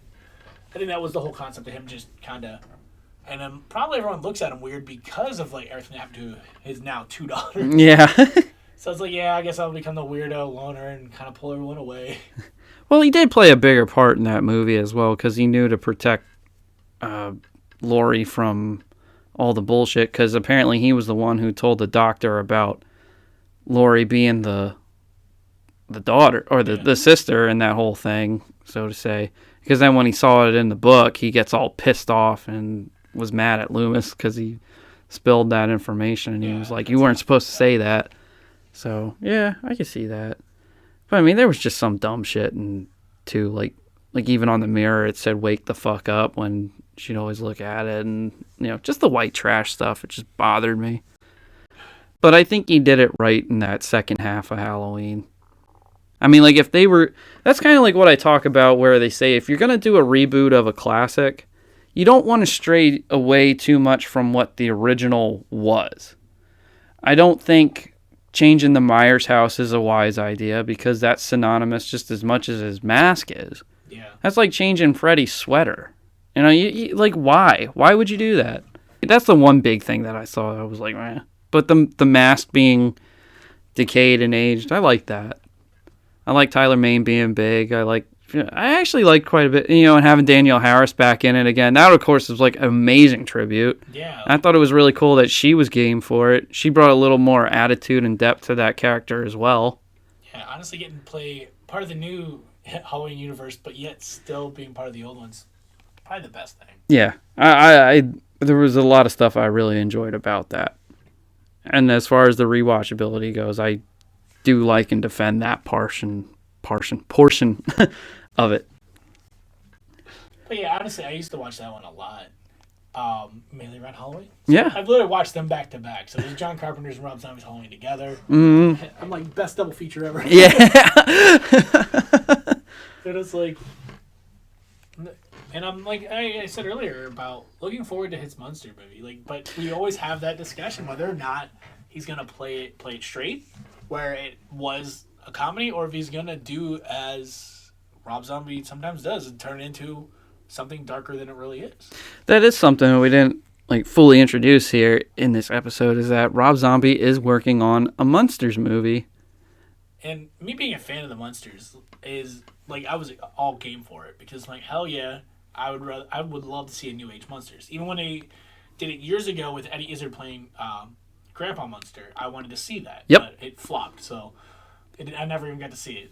It was a once and done. I think it was called 1313. Mockingbird Lane. Was it called Mockingbird Lane, or was it just called 1313? It might have been. They might have changed it just to hide. Yeah, maybe. I don't know. But that's what I was saying earlier about he was throwing a lot of stuff in there. His tribute to like the Munsters, like Rocky Horror took place in, I want to say Halloween 2. Yep, because they dressed up as the characters at that Halloween party. And so it's like he loves horror in general, so like it's cool seeing him incorporate all that into his movies. And I'll always stand by him being a horror fan, making horror movies, because that's what he is. And like even like his music alone, we talked about, is an introduction with it too. So it's like everything he does, like, yeah, like, come on, some of the titles that I always laugh about is Everyone's Fucking in a UFO. Is probably the one I'll always talk about because that is the most ridiculous song I've ever heard in my life. But once that riff kicks in, it's over. And it shows like he has a sense of humor. Yeah. That's what you need. And so it's like, that being said, like, yeah, I'll still go watch the Monsters movie no matter what, because I'm excited. I'm excited about it too. I mean, it's also really exciting knowing that John has the opportunity to work with actor Dan Roebuck, who also does directing as well, and that he's got a resume of working with Rob Zombie, which is really cool. I mean, like you said, he was in, 31? I know he was also in Halloween 2. Okay. He owned the strip club, which I guess he dressed as Frankenstein's monster in it. So, and he's involved with the Monsters movie. Is he playing Grandpa? I believe so, yeah. I can see that. I mean, even if we knew something, we really can't say anything. We don't want to get ourselves in trouble. Yeah. But, I mean, even, like, if that's all we know, really. I mean, we haven't seen anything behind the scenes or nothing, so we have no idea. But yeah, dude, I think looking forward, we'll see how it is. So I think the pictures will really tell a lot of the story with how they look. Like, is it going to be really horror filled, or, because one thing we did hear was that there's a possibility they were in Brazil? Hungary, yeah, where they were filming, and it's like, well, maybe that could be where the castles are that they originally have or something, and then they got to come to the States. I don't know. If they follow the original story, they were in the old country, and then they got ran out. Yeah. So they ended up here, which I always laugh about, because like, even watching the original series, nobody batted an eye that, two vampires, a werewolf, and Frankenstein's monster showed up to town, and Herman working a normal job. My brain's going, and as an adult now, I'm like, yeah, wait, when did anybody just question that at least once? But I always laugh at the fact that their niece is straight. There's nothing wrong with her, and they view her as a monster. Yeah, they're like, oh yeah, our niece, she's like hideously deformed. So that makes me think, like, is Sherry Moon gonna play Lily, or is she gonna play? Well, I tried looking up casting information, but I guess you got to do some serious digging for they're it. pretty much holding the cards of the chest on this one, which is cool. But yeah, I mean, like, honestly, like, he's not big on live DVDs. I think he has one out. It's called the Zombie Horror Picture Show. So it's kind of fitting. But yeah, he tours a lot. So like right now, I'm guessing because of COVID, he's probably not doing much. He did just put out a new album. I couldn't even tell you the title because of how long it is. It's something lunar. I'm not sure wearing a shirt. Yeah, the lunar injection. Wow, Kool-Aid. Yeah, I'm not gonna finish. Something conspiracy. Here, stand up. Let me see this. Okay, the lunar injection code. Kool-Aid. Oh. Is that seance? Kool-Aid. A greasy conspiracy. Yeah. I I have to look that word up.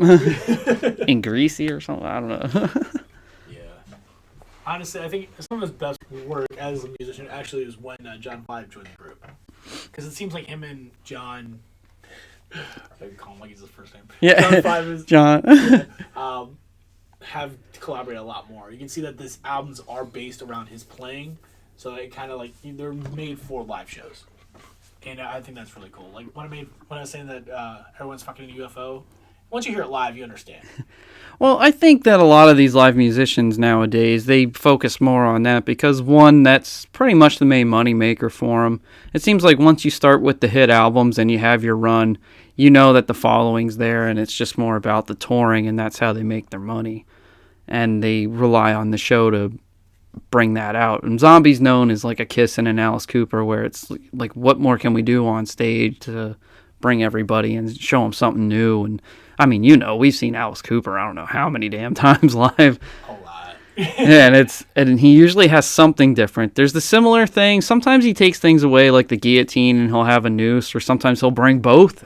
Yeah. And I think was it Theater of Death was probably his best show. Oh my God, yeah. Hands down. That was really cool. That one, I think, was the best show we've ever seen because it had everything. Literally everything. They killed him several times, and I think that Theater of Death, it showed his musical chops. It showed his theatrical chops, and it was amazing. He has like so many other tributes and other new things to bring to the table too. It's just so much fun. It's like I said before, if I was ever going to be in a band, I'd want to be in Kiss or Alice Cooper, because it's, hey, when you're going to go on stage and put on a show, go all out. Yeah. I mean, rock music with a show? Oh my God. Hell yeah.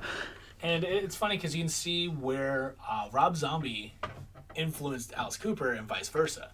Like, Zombie stage shows ridiculous. You get to see some really cool shit, but you can see where Alice Cooper took some of it and worked with it. So it was kind of cool seeing like Alice Cooper now use 60-foot Frankenstein monster with Alice Cooper face. Now I'm like, all right, now I can see it. Yeah. So it's like he does. You can tell that they had a friendship and they still kind of work together with it. Like even they have done several songs together, so it kind of worked out.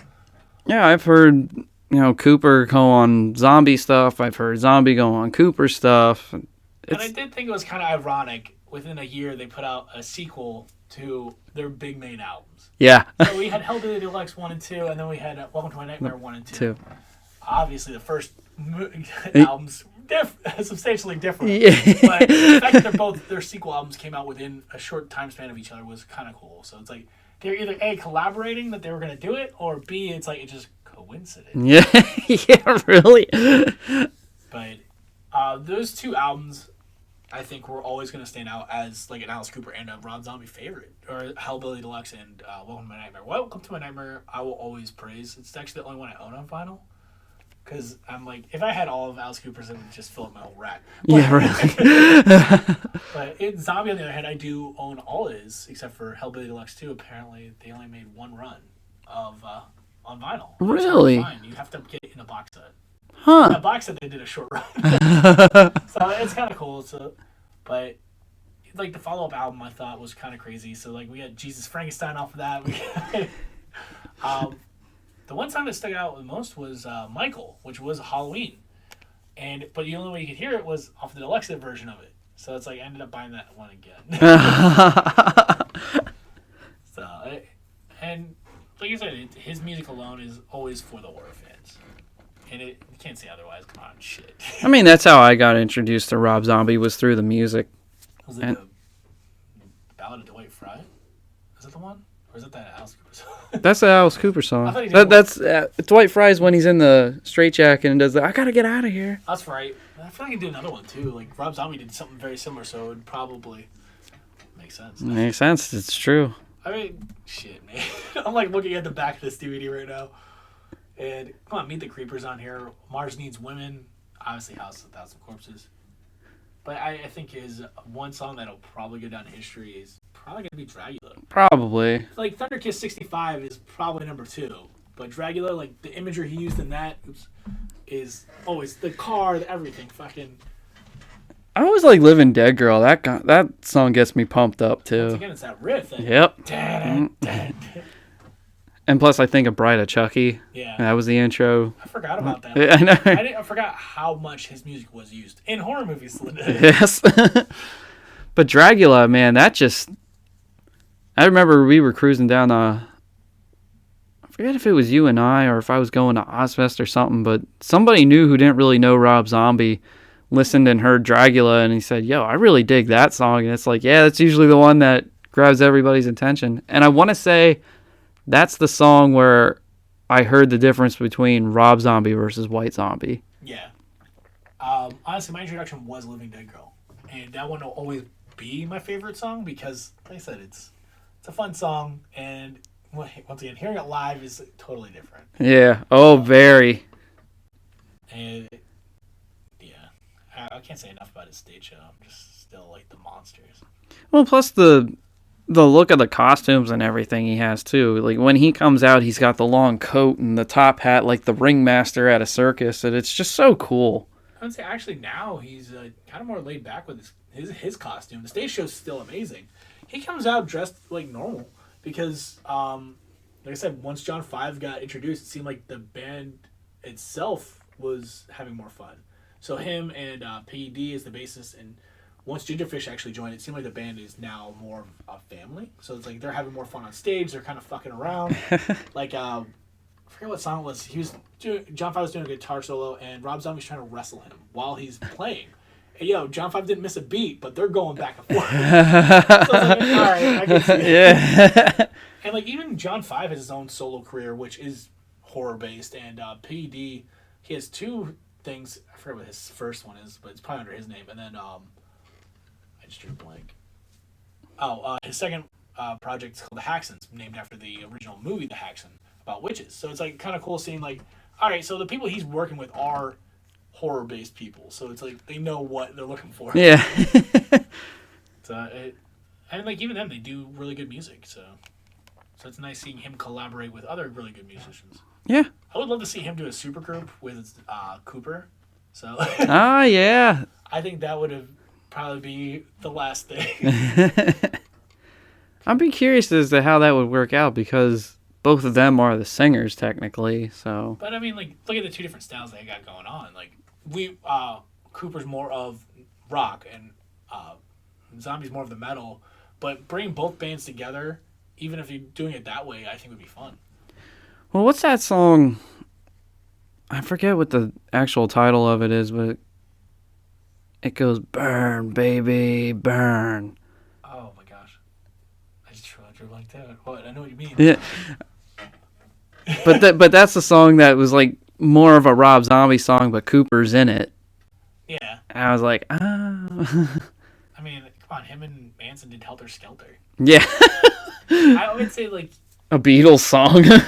I would say Zombie's later stuff. So his last two albums were more of 70s rock, and like I said, they're more based for live shows. So I would say definitely check them out. They're fun. Oh yeah, definitely fun.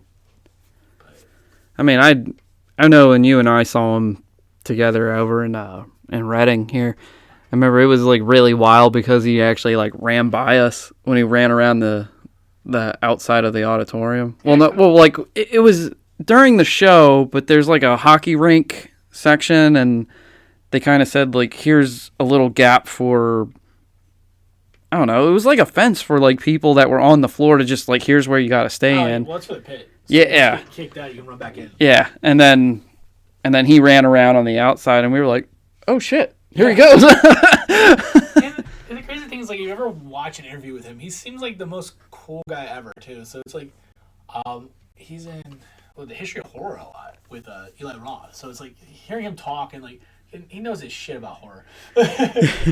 I've heard him on some countdowns and stuff, and he sounds like he's got some really cool stories and memories about horror, like anybody would. He's one of the ones I would like to really meet and sit down and talk to. I doubt it'll ever happen, but it would be one of those things. I would love to just have a conversation with him. Yeah, me too. And I think it would be a fun thing because how much I talk about horror and watching this man just talk about all the crazy shit. That's what I would like to do with a lot of these guys who are in these horror movies and other things that we had growing up. Meeting them's cool, but to just be just sit down and just talk and chill and almost get to know them. It's I feel like I could probably talk to all of those people, minus the ones they say are assholes, which apparently there are that out there. But oh yeah, you can't get away from it. It always. Yeah, I mean, fortunately for us, we really haven't met them. Yeah, not that we matter. Amazing. Yeah, at least not that we know of. Even time. Yeah. I mean, if anything, I think we met some like weird people that were fans than anything. Hell, we fucking met like cool bodyguards, you know, for some of those celebrities. Yeah. Like Christy Swanson's bodyguard at Monster Mania Con. Coolest fucking dude ever. Yeah, like it was kind of cool. Like he was really personable with us too. Yeah. Like maybe a big dude, but he. He was just all like chill, talking, cracking jokes and shit. I remember he said like, "Yeah, I was watching, keeping an eye out for Lisa Zane. I think she was in one of the Freddy movies." I was like, "Yeah, she was." He was, "Oh, she was? Oh man, it must have been bad. She was only had like 15 people all day." Oh my God.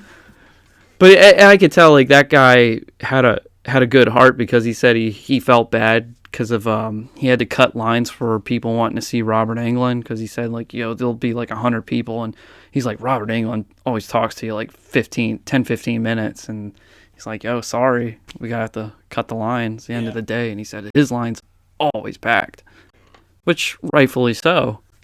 Yeah, at this point, I can see it no matter what. For sure. I mean, our line was big, but I can only imagine it now. And to see and hear about how his prices went up.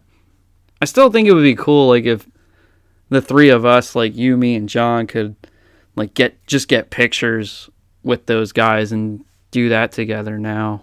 But who knows how that's going to play out, because that's long days for all of us. It's also long for you now having Thea with. So. I felt bad because that thing was hot, but we kept our suntan lotion up. I think out of the five of us, I think me and Thea were the only ones that didn't really get burned. Yeah. Although that look on her face when Lexi said, yeah, look on her face, and you just see this. Yeah. Like, poor kid. Yeah. It's like she had a long day. There's a picture out there where we got with Tom Atkins and her. She straight up didn't get no fucks. Oh, yeah. She's like, nope, I'm out. I'm done. We're going home. Yeah. Like, nope, this is it. I had enough. The line ride was enough for me. I think the line ride was enough for everybody that day. Yeah, really. Now, how do we end this like we normally do? We already talked about our favorite movie. Do you have a favorite Rob Zombie album? Good question. I never really thought of it, because Sinister Urge has a lot of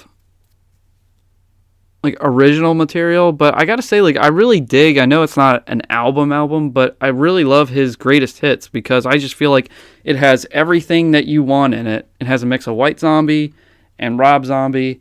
It has all the shit that pretty much that you need, that is like the total Rob Zombie, really, is what I feel. And most of the time I gravitate towards his songs anyway, but I think Sinister Urge is probably his best solo album. And go-to for me is Past, Present, and Future. I'd say if you really like greatest hits, check out his Spook Show International. Okay. That's one of his newest live shows, but it, like I said, it spans a lot. So there's a lot of White Zombie interjected with it.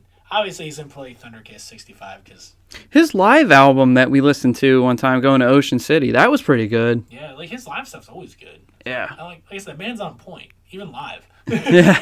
So like what you hear on the album is what you're gonna hear live. Like I said, he puts the time and effort into it. Honestly, I'm still gonna go with Hellbilly Deluxe. Okay. I like being introduced to him through that, like not knowing that there was another band prior. That was the one that got me into him. So it was like you're getting Dracula, Living Dead Girl, so it's kind of was like the better thing, and it was like really gritty. So when I said it was horror related, it's horror related. Even the cover is like yeah, it let you kind of like, is this guy worshiping Satan? Yeah, it seemed like the Charles Manson thing on his face. It was the Charles Manson or a pentagram on his forehead. I don't know, but he had the makeup that looked like a zombie, like decayed skin and stuff, and yeah, and he's always had that beard. I would hate to see him without it. I know, it'd be weird. And then of course Jen Harding's the one who says, I'm willing to bet that if he shaves that beard, he's hot. Remember saying that? Yeah. Oh. But I am, like, despite my feelings towards his movies, like, I'm not the biggest fan, I still love and appreciate that he is a fan of horror, and he actually does have a staple in his horror stuff. I don't necessarily go out of my way to watch a lot of his horror stuff, but if it's on, I don't mind watching it. I'm the opposite. I'm like, well, it's Rob Zombie. I gotta see this. It's train wreck or not. But I think that's my problem with all horror movies. I'm like, well. Yeah.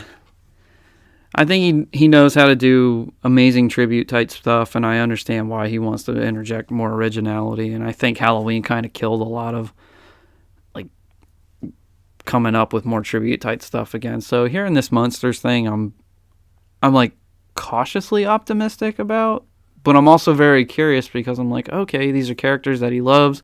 He'll probably be a little more restrained and put a little more emphasis on telling the story. Yeah. Hopefully. So only time will tell, really, with that. But I'm still digging, waiting to see what he has next. Usually I can tell by the trailers if anything's worth watching, and take it from there. Yeah. I also just say go check out a show if you can. It's a lot of fun. I don't think the crowd's really all that rowdy. The ones that I've seen for solo shows, they're pretty much like raise your fists, yell, just have a good time. I'm sure you'll get some knuckleheads that want to mosh, but I mean, that's not my thing for one, and two, I'm too old for that. Yeah. I just want to go to a concert and have a fun time. Don't want to get fucked up. Exactly. I like having all my teeth.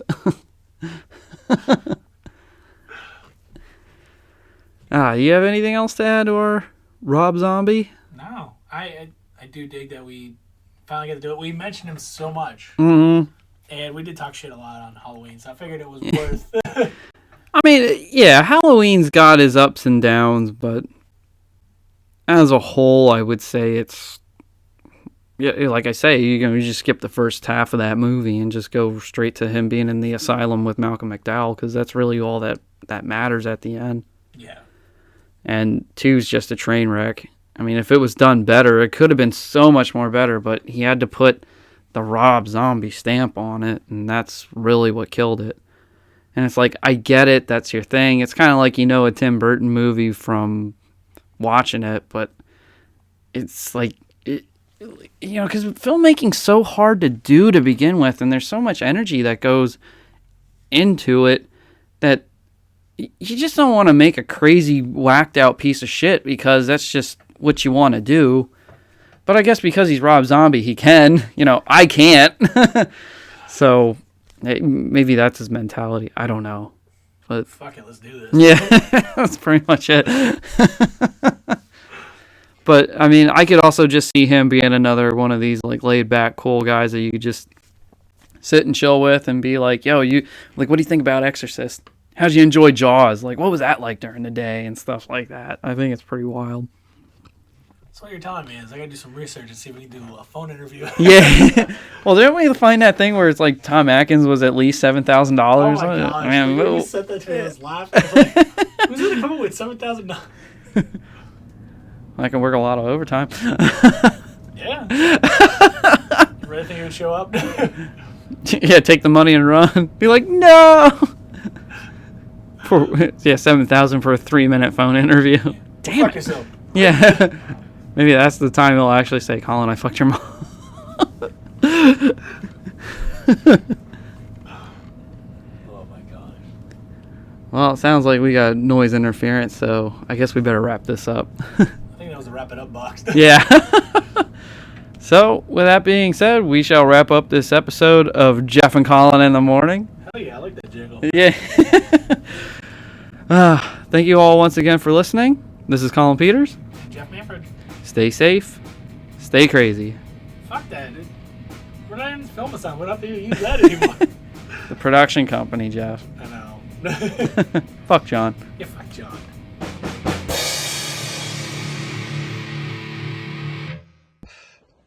Please, somebody help me. Oh, yeah.